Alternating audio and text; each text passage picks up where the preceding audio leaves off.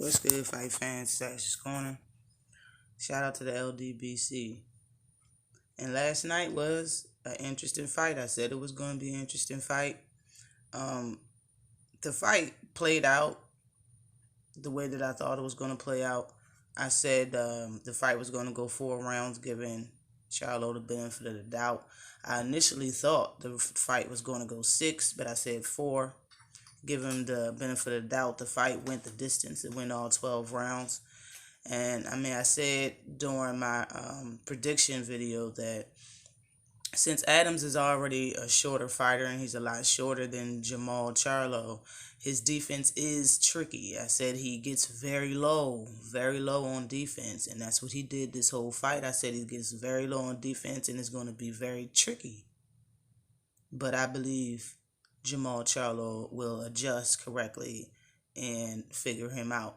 And it's not like Jermall Charlo didn't touch Brandon Adams, but I don't feel like he touched him the way he's supposed to. I don't think anything landed flush. Everything was, he caught Brandon Adams when he was moving out away from the punch, or nothing was flush. Nothing, he did take punishment. Charlo punished Brandon Adams, but not the way that Jermall Charlo would have wanted to. He did. And Adams, I said Brandon Adams wasn't a joke. I said, I don't know how cliche that is, that he won the show, but he's not a joke. And he's not. The man got a chin. I knew he was elusive as far as quick on his feet. It was at times he was standing directly in front of Charlo, and he was to the left of him quickly. That wasn't a problem for Charlo. The problem was when Charlo was throwing his punches, Brandon Adams got so damn low, the only thing he could possibly hit Adams with is a kick. And that's just what I seen in the Contender, and that's how I knew that's what his fighting ability was. And it's hard. It's hard to catch somebody this is boxing, this ain't MMA. It's hard to catch somebody with your left or right glove that's bending down past your waistline. And that's what he did the whole fight. I knew it was going to happen like that. I was right as far as how the fight was going to play out. I just wasn't right at all as far as how good Adams' chin was, or how hard it was for Charlo to adjust perfectly to get that stoppage. But all in all, it was an interesting fight.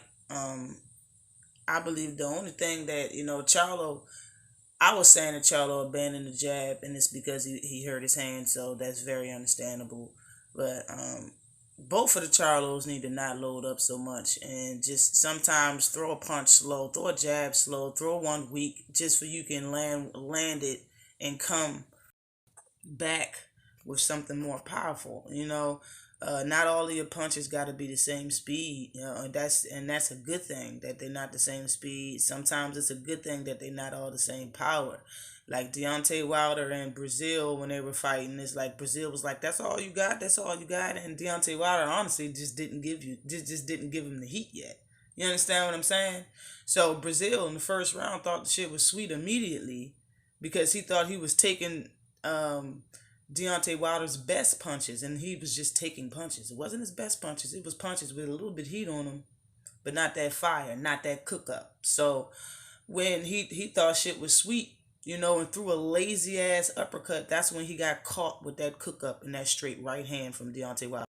So I really think that's something that both the Charlos should incorporate into their boxing game.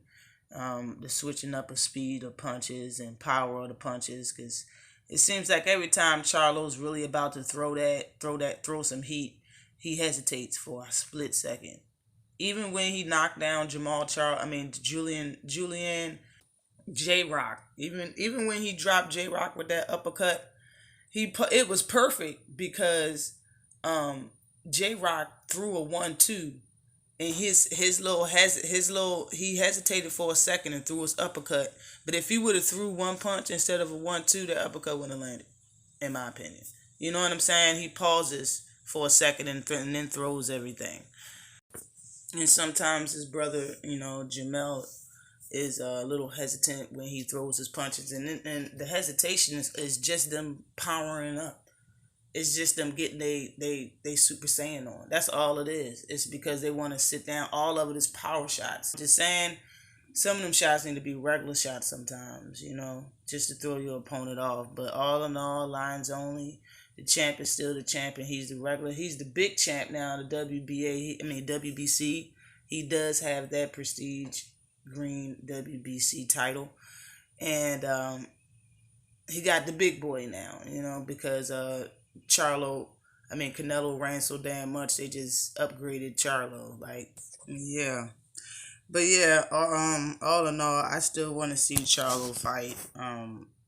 Everybody that's at 160 that's supposed to fight him. It's like he's been at 160 for a while, but he hasn't fought those type names because everybody's running from him. I want that Canelo. I want that Triple She fight. I want Boo Boo, whatever fucking his name is. I want to see those fights against Charlo. I believe he deserves it. There's been too much ducking going on around here, and if people are ducking with a smile on their face now. It's disgusting. But always like and subscribe to the channel. Peace.